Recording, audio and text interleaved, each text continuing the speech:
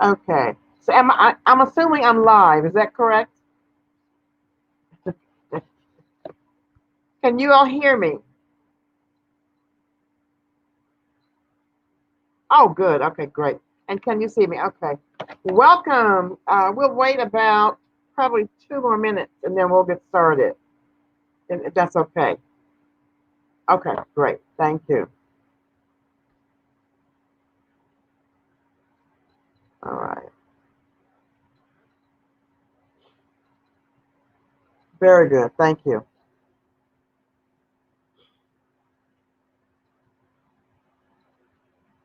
Okay, good. Okay, sounds good. Okay, very good. Hi, Karen. Good to see you. I don't see you, but good to see you present. Hi, Sam. Very good. Okay. So I don't know how many people are on, but we'll go ahead and get started. I want to say thank you all, each of you all, for being present this evening. And the format will be a Dharma reflections on the simple processes for profound awakening. And then we'll do a 30-minute meditation practice. And then we were going to do dyad. So we'll just do a big group discussion and we'll end with dedication of merit. So again, I thank you so much for being here. And I'm going to start with one of my favorite quotes as it relates to what we're going to be talking about this evening. There is a sacredness to everything you perceive when you are present. The more you live in the now, the more you sense the simple yet profound joy of being and the sacredness of all life. I find it very appropriate for this evening. So we're going to start with, I want to make sure that we're on the same page. I'm going to give you a couple of definitions as it relates to what we will be talking about. Definitions you've already heard before, but just good to hear them again. So we're going to start with the definition of meditation. Meditation is a means of transforming the mind. Buddhist meditation practices, techniques encourage and develop concentration, clarity, emotional positivity, and a calm seeing of the true nature of things.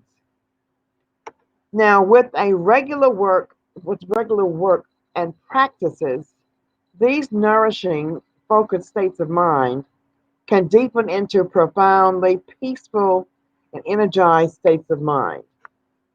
Such experiences can have a transformative effect and can lead to a new understanding of life. Now, keep in mind meditation, which is the practice of focused concentration, allows one to bring themselves back into the moment over and over again. It is a fundamental truth, the basic truth, that we can discover ourselves, allowing us to work with ourselves. Now, the practice is not just sitting or walking. The real practice is taking the wisdom that you gained through your practices and through your teachers and teachings into your moment by moment life. Again, the practice is not just sitting and meditating on a cushion, but it's taking the wisdom from your practice into your moment by moment daily life. It deals with going out in the world and how you relate to the world. Your relationship to everything that comes before you, everything that life gives to you. If in fact we relate in a positive way, then the results will be positive. If we relate in unskillful manner, then the results are unskillful. So the practice is how you relate to everything that life puts before you. And again, that involves the teachings and the wisdom that you have acquired through the actual practices, the, the meditation practice, and whatever other practice that you have. For example, I remember years ago when I first started, before I started meditating, my visit to the grocery store was not very uh, nice, wasn't very quiet, wasn't very calming. I would rush and go to the grocery store and I get in line. And every time I went to the grocery store, there was someone with tons of coupons in front of me. And I would be really upset about that because I'm in a hurry to go and they're counting out 100 or something coupons. That's an exaggeration, but it appeared to be more than enough coupons. So I would be totally agitated. So by the time I finished the cash register, got in my car, I was purely pissed off. And I couldn't think about what I needed to do next. Many years later, after a regular practice, I would go in the grocery store, calmly enjoy what I saw, and then it didn't matter who was in front of me at the cash register. I was okay. I would watch the people, watch the environment, and I was very happy and very grateful. But that shows you the difference. So I was able to transform my uh, my patience. Patience came into play with me at that moment. So again, I took the practice into my daily life, um, and so many other ways. And I'm trying to think of something more recently. Um, I would do twice a year. I would do this cleanse, this detox, and I was very agitated about it. Didn't want to do it, but I did it. But after years of practice and understanding the purpose and the attention, but also understanding the purpose of it, I was able to do it on a regular basis. More recently, I have had not been able to do that.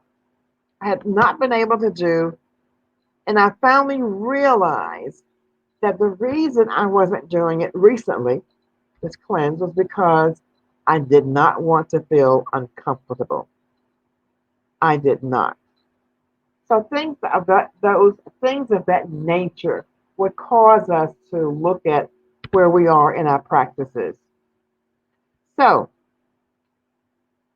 another example again is how do I feel in my body? Um, how do I feel in? How do I feel about my body? Particularly when I'm in an unskillful way. If I'm agitated, angry, um, things of that nature, then my body's perhaps is full of pain or just plain old discomfort. But again, when I carry my practices and the wisdom in that moment, then the pain and the discomfort goes away. So these things give us an indicator that something is really going on with us. It could be something as simple as just not being present. It could be something as simple as, uh, you know, poor physical um, daily practices like exercising. Could be something about eating. Could be one of those things. But it's just a post, a signpost for us to look at what's going on with us. So I come to the realization that the key elements of the practices is to allow you to see where you are at any given moment. There are situations such as, how do we respond to difficult people? Do you respond angrily? Do you respond compassionately?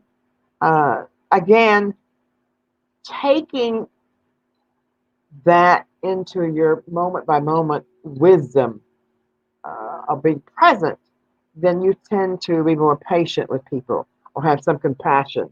It doesn't mean that you surrender to that, but it does allow you to see things more clearly.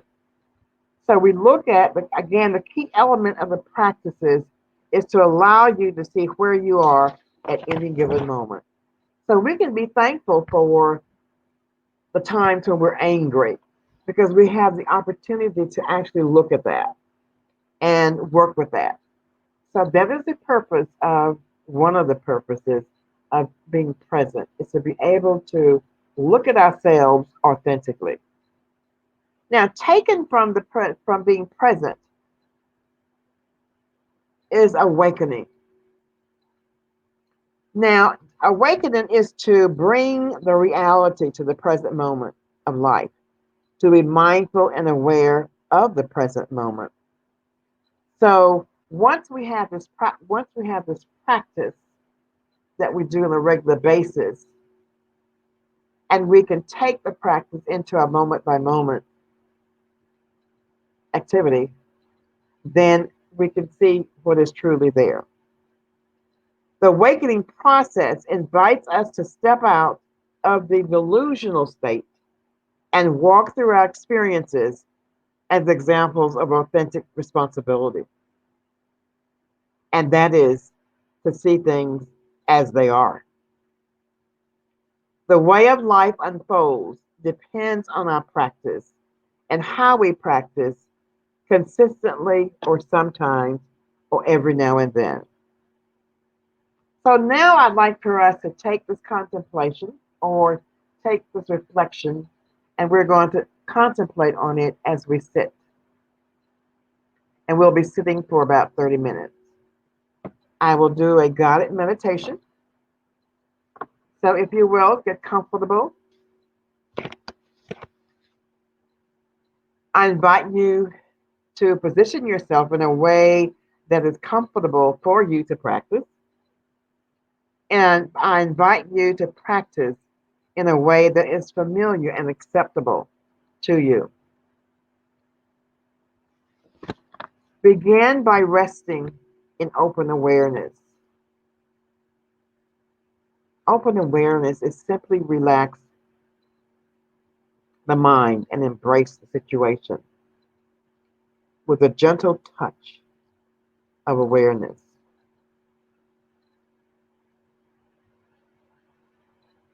Relax your mind and remain present. You may close your eyes or you may leave them open. Don't try to focus on anything in particular or control your mind. Yet do not get lost in thoughts either. Leave all the sense doors open without trying to block any aspect of experience. If it is difficult to remain present, bring your awareness to your breath. Simply note that you are breathing.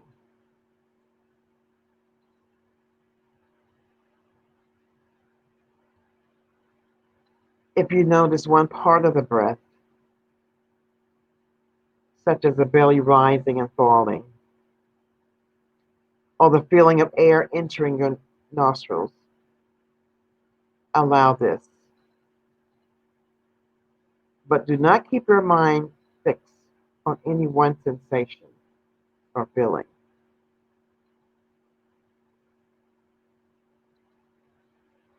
From time to time, relax into a state of alert presence and bring it back to the breath if you find yourself getting distracted.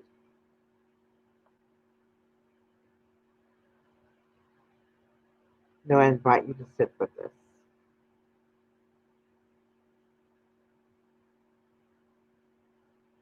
observing the breath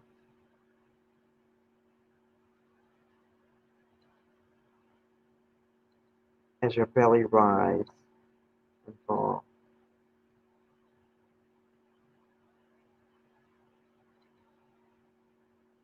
contemplating.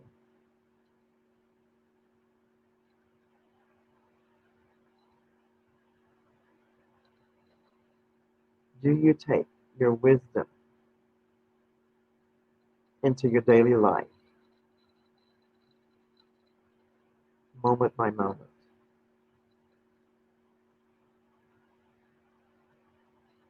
And what does that look like for you?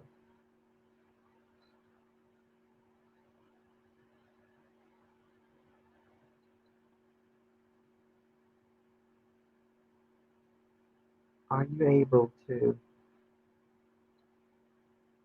accept things as they are in your relationships with people, in your relationships to situations?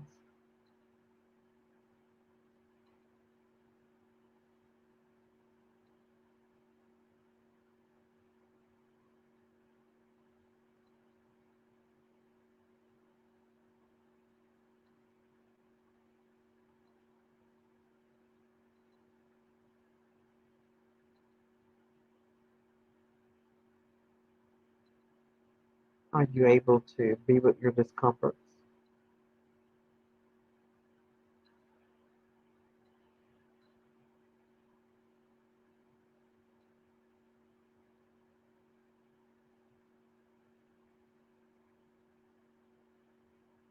Breathe deeply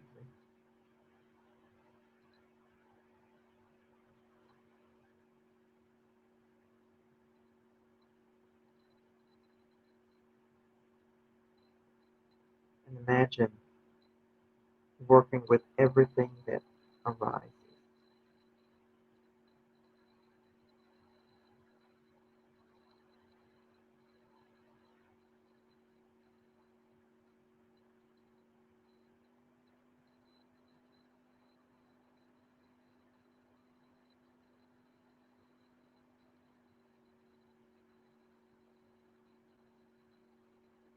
Breathe deeply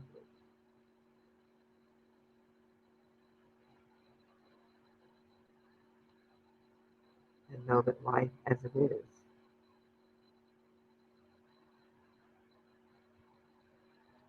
is workable.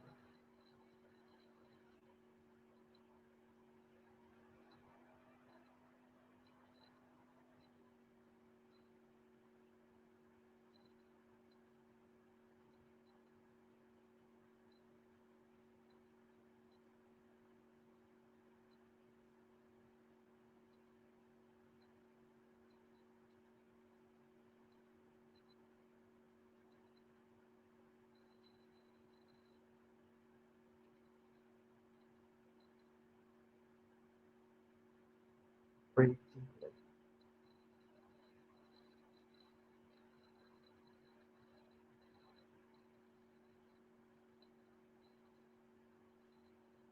and know that everything that happens to you is transformative.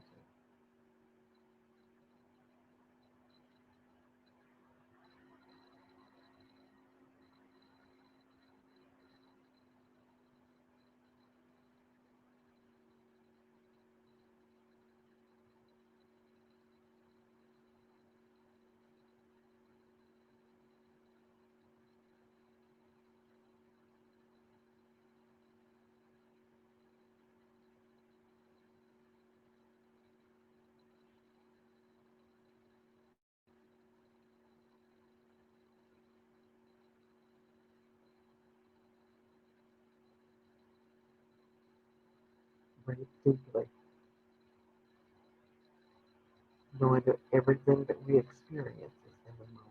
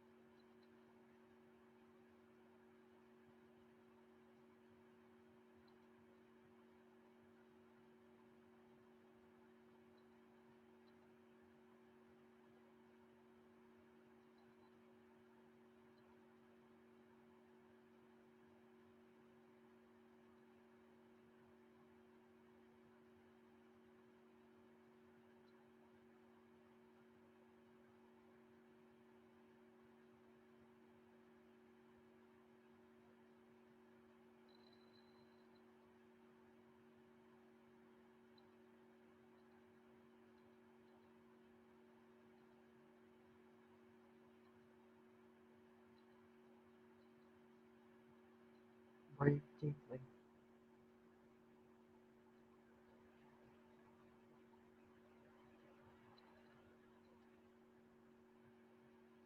Knowing that your view of your life depends on your practices.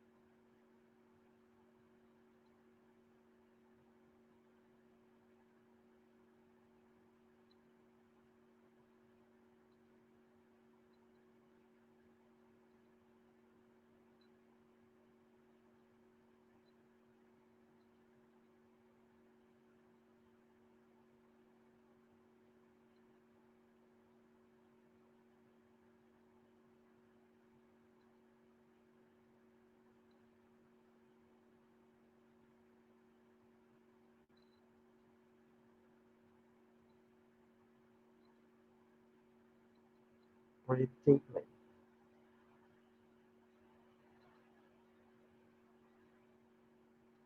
Knowing that the way that your life unfolds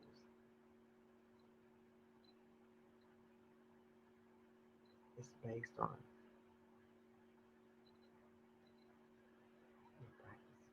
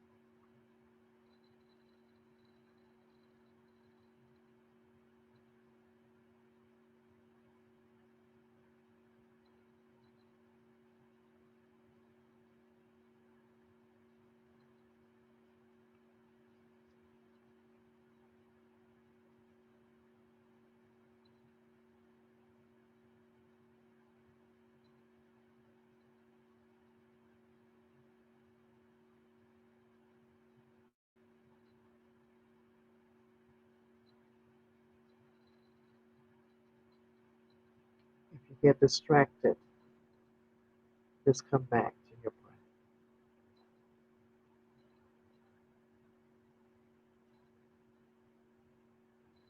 and be grateful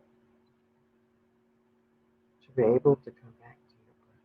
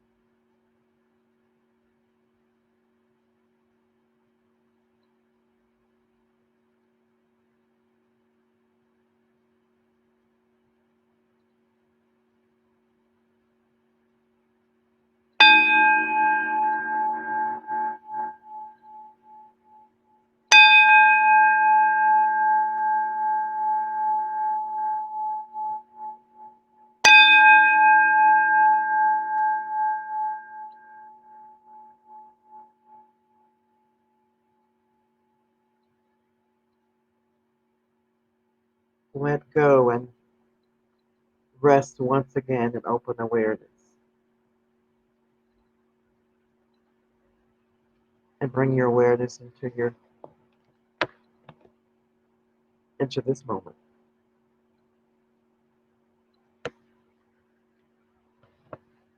Now we've talked about meditation and the practice, and we've talked about the importance of practicing. Um, I want to go back to the statement: the way our lives unfolds depends on our practice and how we practice. And that simply means the intention, where intentions are, and also uh, the consistency of our practice. So I'd like for us to, we can't do the dyad. So we can come together and talk about our own experiences as to how we carry our practice into our moment by moment.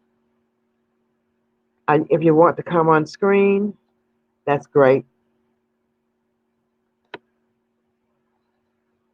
Let us know. Put that in the actual chat box, and Janelle will bring you on screen. Again, we want to look at how are we practicing, and are we really taking our practice into our daily lives? And as a result of that, what actually happens?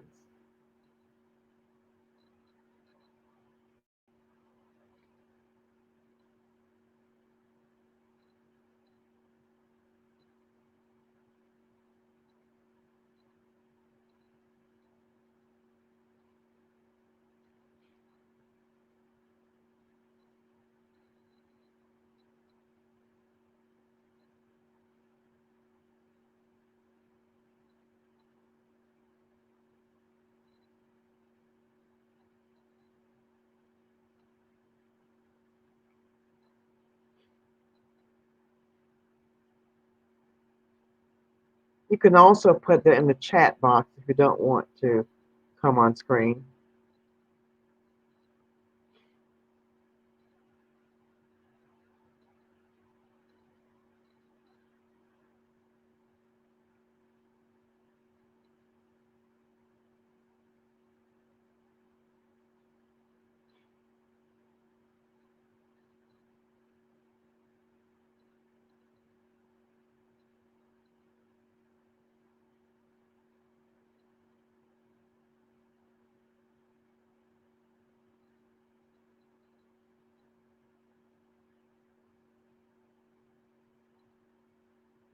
So I guess I'll say something. I've got to get used to this crowdcast. I know when I'm not in the present moment, not present in that moment actually, then my ego may show up, or I may become somewhat angry about something. And when I do that, I'm able to, in that moment, realize what's happening. So I'm able to see that something else is going on with me, and I can pull back and be with that, whatever it is. I want to give an example of something recent for me. Um, I know something.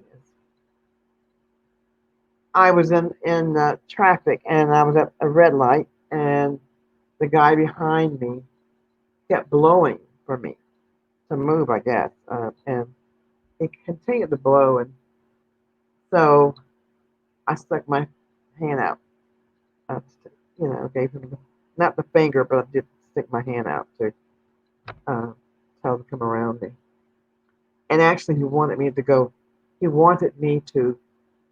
through the red light, and I was very upset about that because I felt that even though that was his preference, it wasn't mine. But and then I stopped and I said, well, maybe he's in a hurry to get somewhere. Maybe he needs to get to a hospital or something. So I kind of transformed my thought at that moment. But at that moment, I was angry and I became tense, and like I said, I was able to realize what was happening with me, and then I pulled back.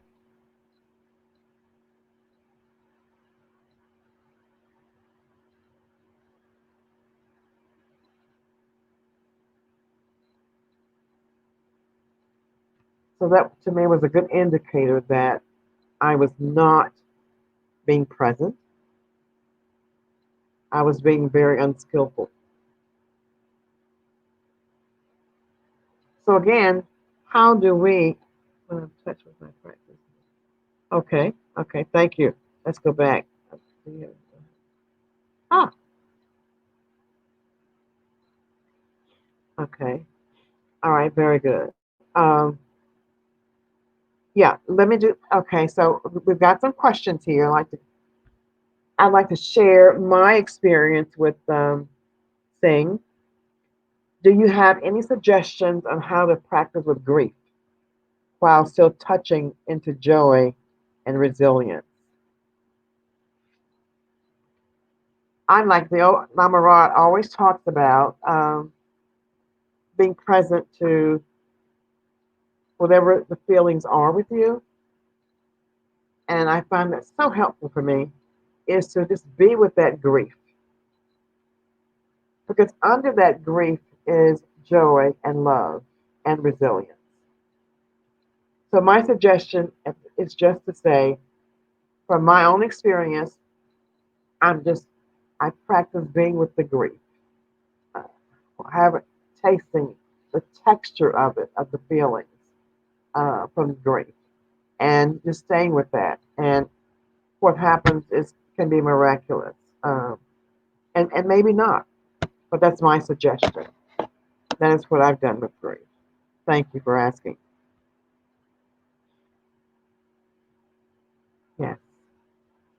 Yes. Okay. Yes, Sam, that's perfect. Sam says, when I'm in touch with my practice, I notice I'm more flexible. Yes. I can respond to others more easily. My wife, friends, coworkers, without staying fixated on what I wanted to happen in that day and moment. Whatever I had planned, it's easy to let go of plans, ideas, emotions, TV shows, and exactly. I prefer exactly. When you're open, when you're in the moment, there's so many possibilities. Um, and again, you're not fixated on this one thing, but you open up. Your life is open. You begin to open up to whatever comes before, and you can work with whatever comes before. Again, sometimes it's not pleasant. It's not comfortable to us, but sometimes it is. But whatever it is, you're able to work with that. So I appreciate that, Sam. I found it very much true for me. Thank you.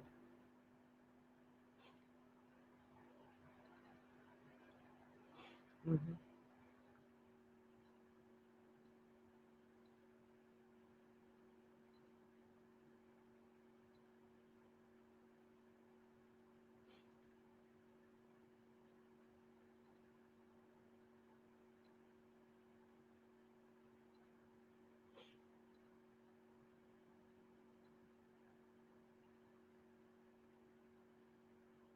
All right, Sarah says, practice is so helpful for me in my day job.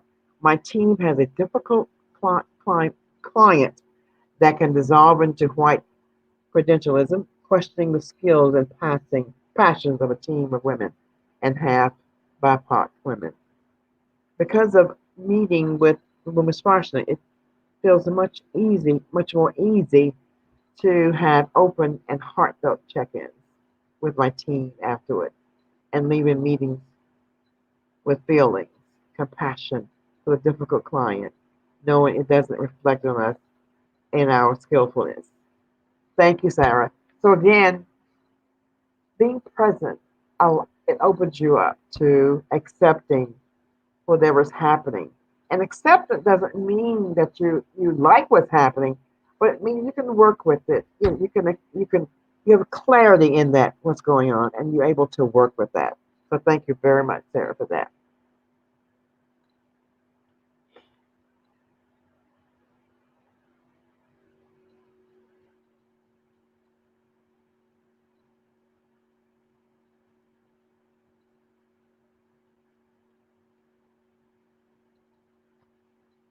And I must say, when you have clarity, things are much easier.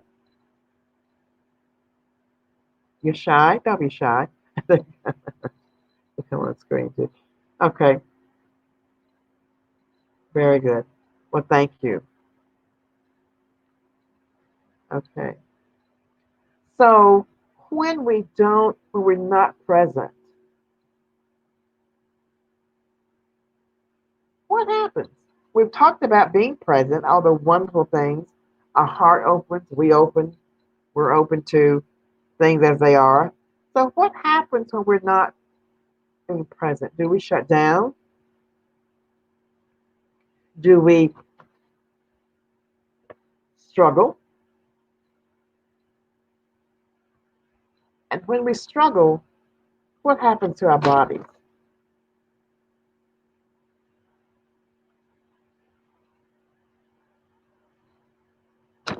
And I want to say this was going to be the dyad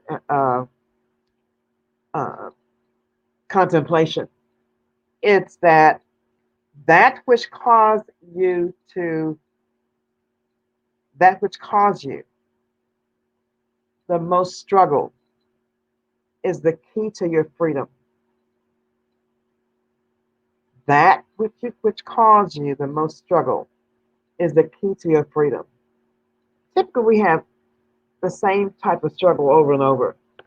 So again, that which caused you the most struggle is the key to your freedom. Any thoughts about that?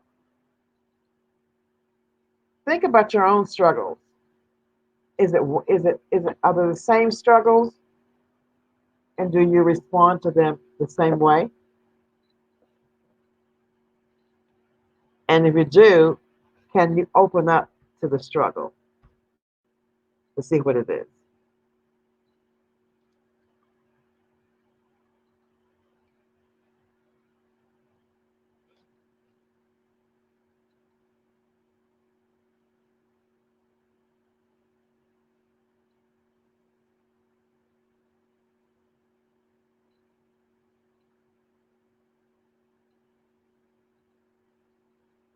Again, when we're not in the present moment, or we lack presence, do we struggle? And when you examine your struggles,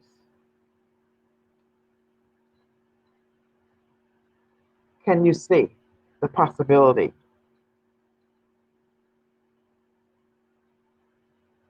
of overcoming? And that your struggle is actually a gift of opening.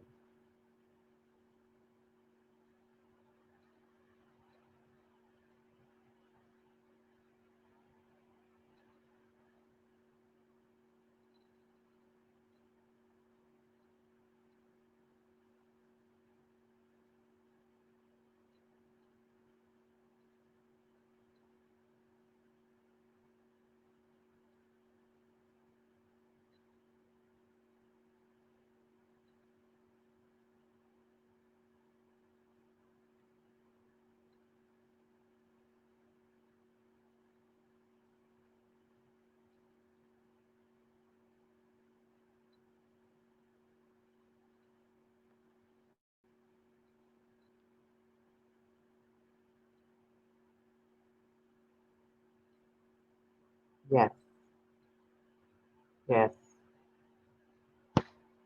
And have you had any experiences uh, with that, just that? Uh-huh, okay. Okay, let me read both of them. Okay, Singh says, yes, I can see that the struggle can be a doorway, a door war to healing. Yes. Sam says, so much of practice for me is taking my struggles on accepting them internally. Right. When I'm not present, everything feels like some problem outside of myself that needs to be solved. Yes, Sam. Yes. I, sometimes my struggles, yes, a gift, but also the idea of not being present feels odd. Like struggles happen when I am present. Mm, okay. Okay. I thought you meant doorway. Saying that was that's fine. That's thank you. So Karen again says sometimes same struggles, right? Yes, a gift, but also the idea of not being present feels odd. Like struggle happens even when I am present. Okay, so that's good because you're present to you're aware. You're aware of the struggle. Yeah, which is a good thing, I think, from my perspective. Thank you for sharing, all of you. Yes, yes. So, have we had any gift, any experiences with our struggles that we can share? Not the actual struggle, but that we can share that transformed us, or that has provided some sense of freedom for us.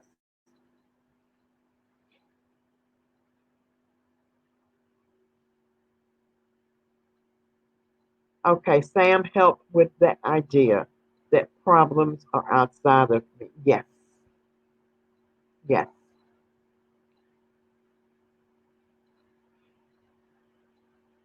yes. I agree.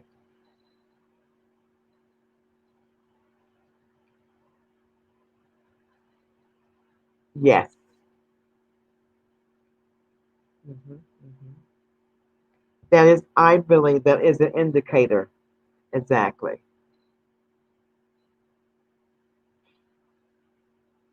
Hmm. Hmm. Mm-hmm. Right. Yes. Sing. Yes. Yes. Yes. Sing said, I struggle with being attached to a certain outcome and wanting things to be a certain way, and then suffering when they are not that way. Similarly to what Sam said earlier, that it's easier to be flexible when one is in touch with practice. Yes. I remember I had planned everything and everything was in a box and nothing could be deviated from the plan. And I would just be devastated, neurotic, if there was some deviation from that plan. But now I am open to whatever the plan is. I may plan the plan. However, I'm open to the possibility of it changing. Uh, and that then leads my that lessens my suffering from uh, that attachment, the outcome. So I definitely agree with you. Mhm.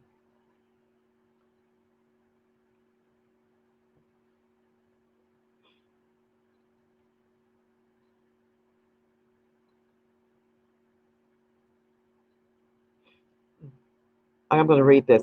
There is a struggle in my life that I have realized will never be resolved. Turning away from it means I will lose a person in my life. Turning into it means I will suffer to some extent. I have decided to turn toward the struggle because while there will be suffering, there is also a compounded capacity for love and caring. Yes, yes, that is so true. Yes. I have decided to turn toward the struggle because while there will be suffering, there is also a compounded capacity for love and caring. Uh, I honor you in that. So true. Yes. Thank you for sharing that.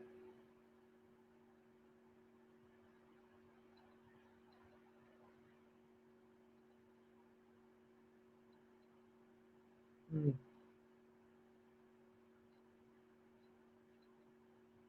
And these things that we're talking about are practices. And that when I say practice, they're the wisdom that we receive from our practices, that we're able to work with that, work with things as they are. And that is a wonderful example of that. They all are good examples of. So if we can do this in every aspect of our life, wouldn't our life be much happier? No less worry.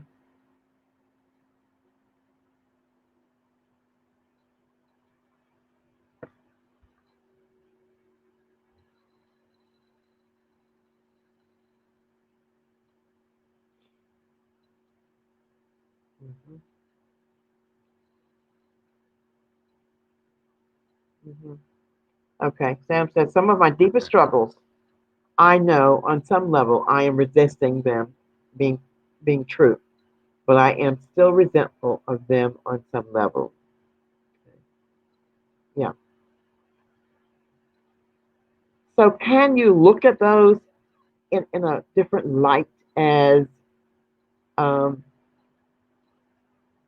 can you find the gift in that struggle, Sam? Is that can you find the gift in that struggle?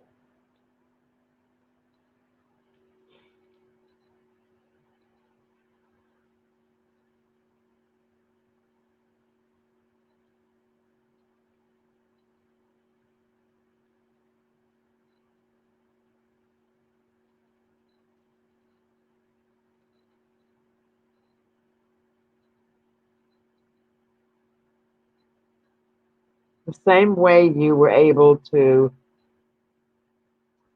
look at the other struggles, can you look at that the same way? Oh, it may take a little longer to work with it, but can you look at that? Yeah, yeah, yes, Yes. Yes, it is. Very well stated. Hmm.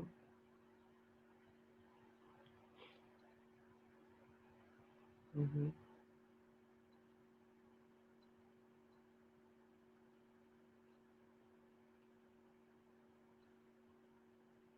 It is like a gift wrapped in thorns. Yes.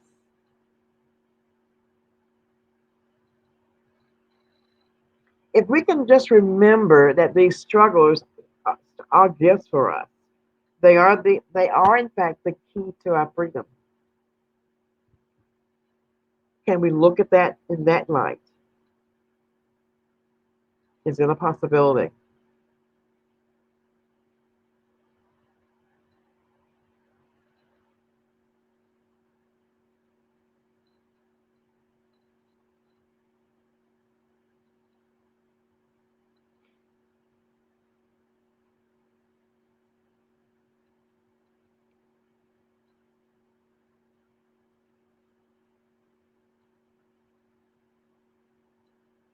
Mhm. Yes. Yes. Yes. Yes. I agree with that.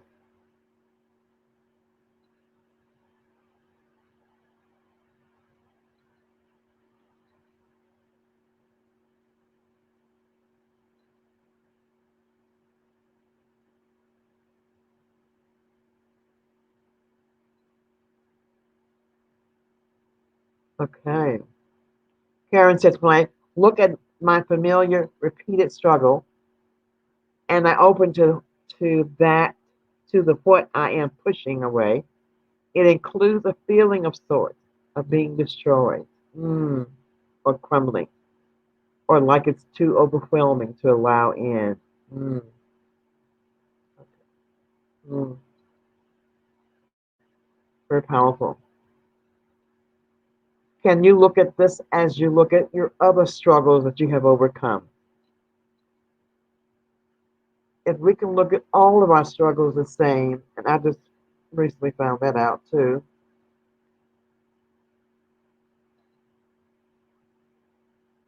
Yeah. Yes. A little bit at a time. There's no rush. There's no hurry. Yeah.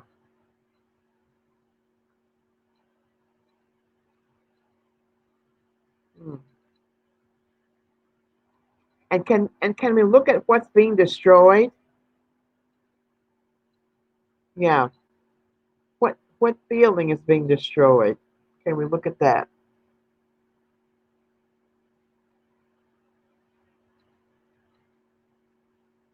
Mm-hmm. Mm-hmm. Yes. Yes. Thank you. Yes.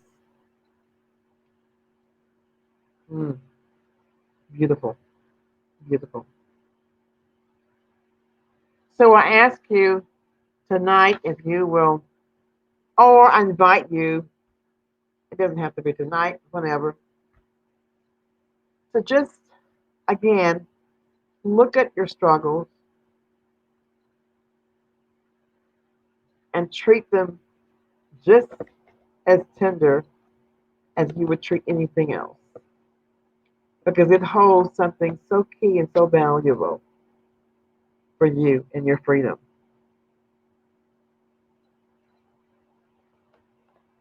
I invite you to look at that, what your struggles are. And sometimes we don't know. We just know we're just agitated, or we're just struggling. We're just struggling with something. But there is a root of the struggle. There is a root. But all it takes is the work.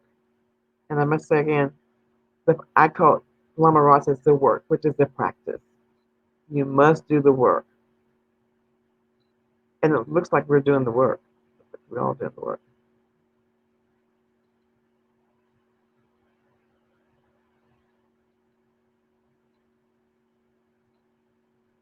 So again, the struggle is simply a tool telling us that there's something else that's keeping us from being free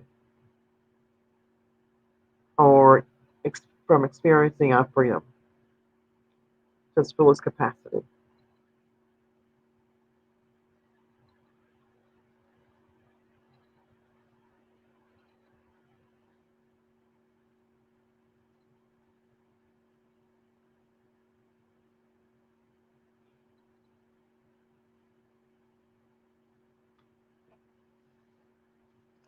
So, and any more suggestions or thoughts?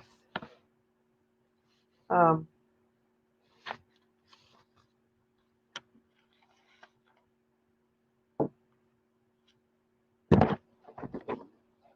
any thoughts? Yes, that is part of the struggle feeling too, in a way. Yes, yes, it is. Mm,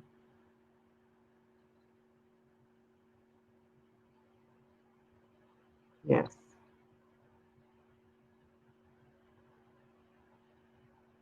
mm,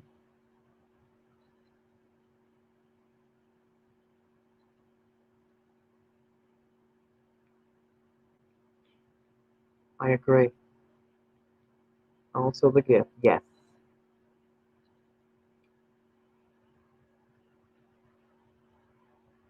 and I must say, once we understand that, yes, somehow, yes. Mhm.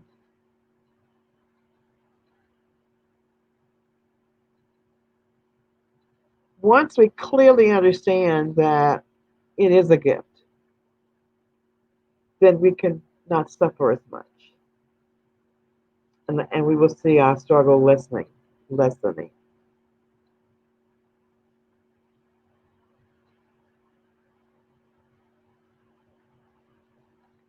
So I invite you all to again put your practice to work.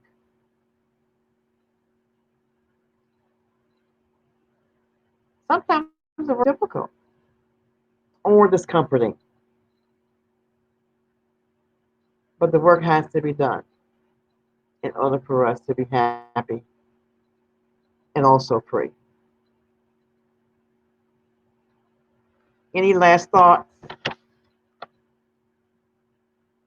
Any last thoughts or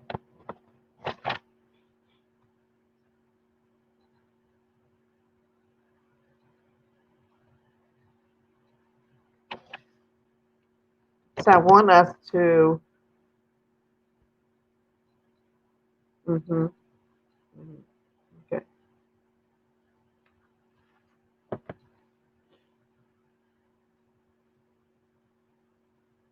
So before we close tonight, I'd like to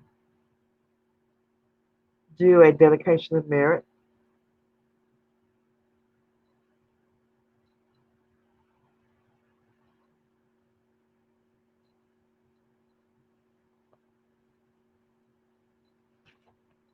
to find acceptance.